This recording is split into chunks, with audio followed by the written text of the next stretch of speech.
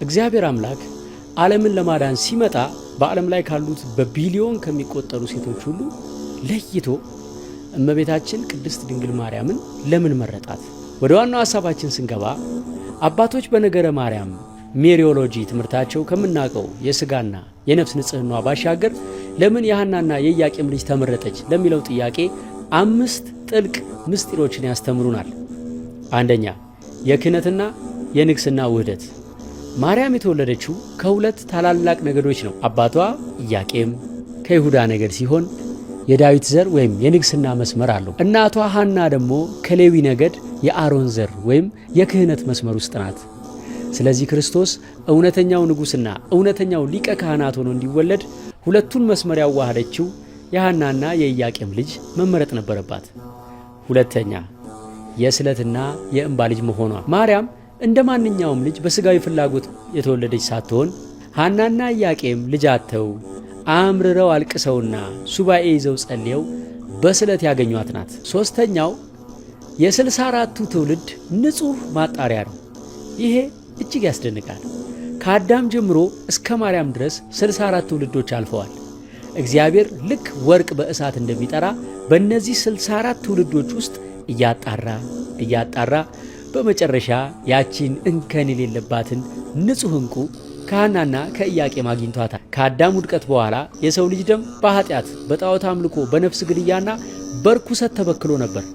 እግዚአብሔር ግን በዚያ በረከሰ የሰው ዘር ውስጥ ንጹሕ የሆነችውን የእመቤታችንን ዘር ቅንጣቷን አውጥቶ ከትውልድ ወደ ትውልድ ሳይረክስ እናም ሳይቋረጥ እንዲተላለፍ ደሙን አጣርቶታል። እንዴት? በመምረጥና በመለየት። ይሄ በጣም ያስገርማል። ልክ እንደ አንድ ገበሬ ምርጥ ፍሬ ለማግኘት አረሙን ከስንዴው እንደሚለየው ማለት ነው። ከአዳም ልጆች ቃየልን ትቶ ሴትን መረጠ። ዓለም በውሃ ስትጠፋ የኖህን ቤተሰብ መረጠ። ከኖህ ልጆች ካምን ትቶ ሴምን መረጠ። ከአብርሃም ልጆች እስማኤልን ትቶ ይስሐቅን መረጠ። ከይስሐቅ ልጆች ኤሳውን ትቶ ያዕቆብን መረጠ። ክፉዎቹን ወደ ጎን እያደረገ ጻድቃኑን ብቻ ከትውልድ ትውልድ አሻገረ። እሳተ መለኮት ስለሆነ እግዚአብሔር የሚያቃጥል ፍጹም ንጹሕና ቅዱስ የሆነ አምላክ ቆሻሻ ባለበት ማኅፀን ውስጥ ማደር አይችልም። ቢያድር ያ ማኅፀን ይቀልጣል፣ ይቃጠላል። የ9 ወር ማደሪያው የምትሆነውን እናት ከ64 ትውልድ በፊት ጀምሮ ምንም እንከን የሌለባት ከኃጢአት እድፍ የነጻች ሕያው ቤተ መቅደስ እንድትሆነው አስቀድሞ አዘጋጃት። 5ኛው ድንግል ማርያም ለመመረጧ ምክንያት የሚሆነን የቤተ መቅደስ ሕይወቷ ነው። እግዚአብሔር ለራሱ ማደሪያ ለይቶ አሳደጋት። እነዚህ ሁሉ አስደናቂ የእግዚአብሔር ሥራዎች ታክለውበት በመጨረሻ ከራሷ ከድንግል ማርያም የተገኘው ትሕትና ደግሞ እጅግ አስደናቂ ሌላው የመመረጧ ምክንያት ነው። የብስራቱን ቃል ያለምንም ጥርጣሬ መቀበሏ እንደ ቃልህ ይደረግልኝ ብላ የአምላክ እናት በመሆኗ ሊመጡ የሚችሉ ፈተናዎችንና አደጋዎችን ሁሉ ለመጋፈጥ ራሷን ለሞት አሳልፋ መስጠቷ አስደናቂ ትሕትና ነው። አምላክን ተሸክማ አገልጋይ መሆኗ አቀበቱንና ቁልቁለቱን በእግሯ አቋርጣ ኤልሳቤጥን ልታገለግል መሄዷ ይሄም ትልቅ የትሕትና መገለጫ ነው። ነፍሰ ጡር ሆና ማኅፀኗ እየገፋ ሳለ እኔ የምወልደው የነገሥታት ንጉሥ ነው፣ ለአረማዊው ንጉሥ አዋጅ አልታዘዝም ብላ አላመፀችም። አምላክን አዝላ አህያ ላይ በመቀመጥ እጅግ አድካሚውን መንገድ በእግሯ ተጓዘች። የልዑል ልጅ ይባላል የተባለለትን ልጇን ስትወልደው በከብቶች በረት ውስጥ ነበር። እንዴት አምላክን በከብቶች በረት ውስጥ ወልዳለሁ? የሰማይ መላእክት የሚያመሰግኑትን ጌታ እንዴት በግርግም አስተኛዋለሁ ብላ ፈጣሪዋን አልጠየቀችም።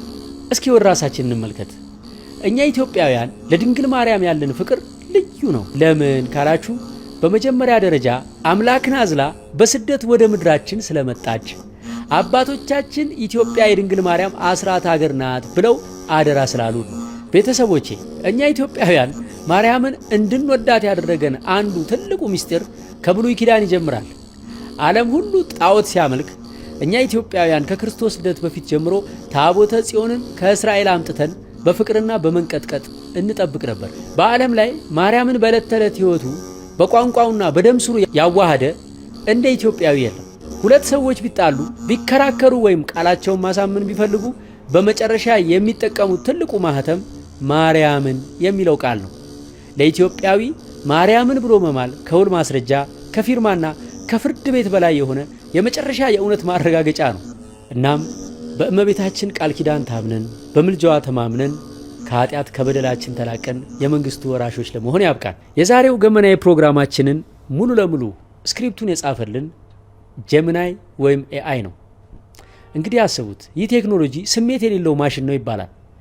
ግን የሃይማኖታችንን ጥልቀት፣ የሰው ልጅ መንፈሳዊ ምስጢርና ስነ ልቦና በዚህ ልክ ከተረዳ የእናንተን የቢዝነስ የትምህርት ወይም የስራ ህይወት ምን ያክል ሊቀይርላችሁ እንደሚችልም አስቡት። በዚህ ቴክኖሎጂ የራሳችሁን ህይወት ማቅለል ከፈለጋችሁ አሁን የምትሰሩትን ስራ ወይም ሙያ ኮመንት ላይ ጻፉልኝ። ኤአይ እንዴት እንደምትጠቀሙበት ለእያንዳንዳችሁ በኮመንት መልስላችኋለሁ። ኤአይን ለመንፈሳዊም ሆነ ለዓለማዊ ጥበብ፣ ለህይወት አጋርነት እንዴት እንደምትጠቀሙበት ቤታችሁ ቁጭ ብላችሁ በኦንላይን ትምህርት አሳያችኋለሁ። ይህ ቴክኖሎጂ የእናንተን የዕለት ተዕለት ችግር ምን ያህል ሊፈታላችሁ እንደሚችል አስባችሁታል? ይህን ቴክኖሎጂ ከዜሮ ጀምሬ እስከ ፕሮፌሽናል ድረስ የማስተምርበትን የኤአይ ማስተር ክላስ ስልጠና ትሬኒንግ አዘጋጅቻለሁ። ይሄ ቪዲዮ በየቀኑ ጠዋት 1 ሰዓት በቲክቶክ ይለቀቃል።